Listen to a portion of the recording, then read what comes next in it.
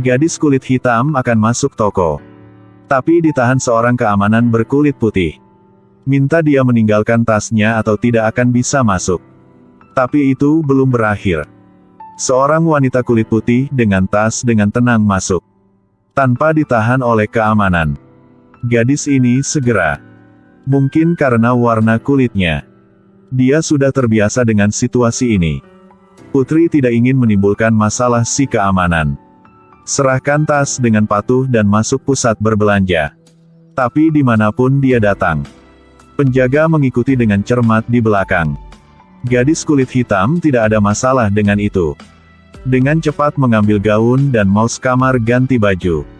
Tapi saat dia mau ganti baju, tirai ditarik kembali. Apa yang sedang terjadi? Penjaga bilang dengan dia, sesuai dengan aturan toko. Dia tidak bisa mengalihkan pandangan darinya. Gadis itu merasa itu terlalu tidak masuk akal, jadi dia bertanya lagi. Apakah Anda ingin melihat saya berganti pakaian? Jawaban si keamanan. Aku berjanji tidak akan mengganggumu. Gadis tidak bisa tahan lagi. Dia memutuskan untuk mengadu ke satpam. Si keamanan tersenyum mencemooh. Keluarkan walkie-talkie dan hubungi manajer. Gadis itu ceritakan perilaku si keamanan itu. Tetapi manajer tidak menganggap keamanan salah. Sebaliknya, dia bertanya-tanya apakah gadis itu mencuri sesuatu. Gadis itu benar-benar tidak bisa berkata apapun.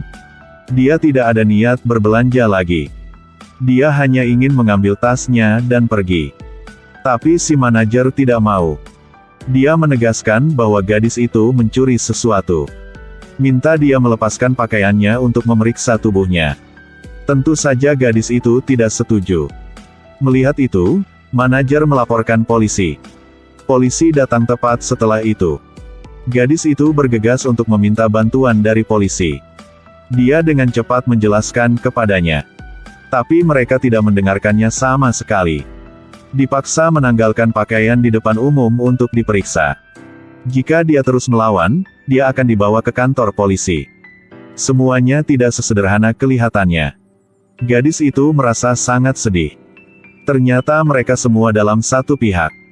Untuk membuktikan dia tidak bersalah.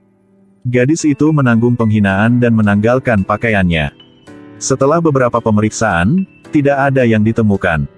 Dia menyadari polisi tidak ingin membiarkannya pergi. Dan buat dia berbalik beberapa kali lagi. Ketika gadis itu sudah berpakaian keluar, manajer tidak ingin biarkan dia pergi. Minta polisi untuk memeriksa tas wanita itu. Kemudian tangan polisi itu menjulurkan celana dalam dari tasnya. Manajer dengan cepat mengatakan bahwa ini adalah pakaian di toko. Saat menghadapi trik kotor seperti itu, gadis ini dengan tegas membela dirinya sendiri. Tas dia selalu di tangan penjaga sejak masuk toko.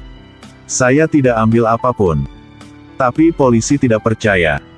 Jadi dia ditangkap. Tiba-tiba HP-nya berdering. Di bawah permintaan gadis itu.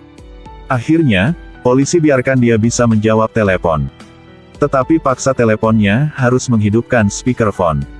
Semua orang panik ketika mereka mendengar panggilan itu. Ternyata itu telepon dari sekretaris wali kota. Gadis itu barusan mengatakan dia seorang anggota Kongres dari Partai Republik. Hari ini dia ada pertemuan penting dengan wali kota. Melihat dia belum datang, wali kota memanggilnya. Setelah mengetahui apa yang terjadi pada gadis itu, sekretaris segera alih telepon ke kantor polisi. Kapten polisi memanggil polisi di tempat ini. Dia langsung dipecat. Setelah menutup telepon, polisi bergegas buka borgolnya. Dia dengan tulus meminta maaf, ini hanya kesalahpahaman. Mohon pengampunan dari gadis itu. Manajer juga berjalan dan terus meminta maaf gadis itu. Tapi penghinaannya hari ini.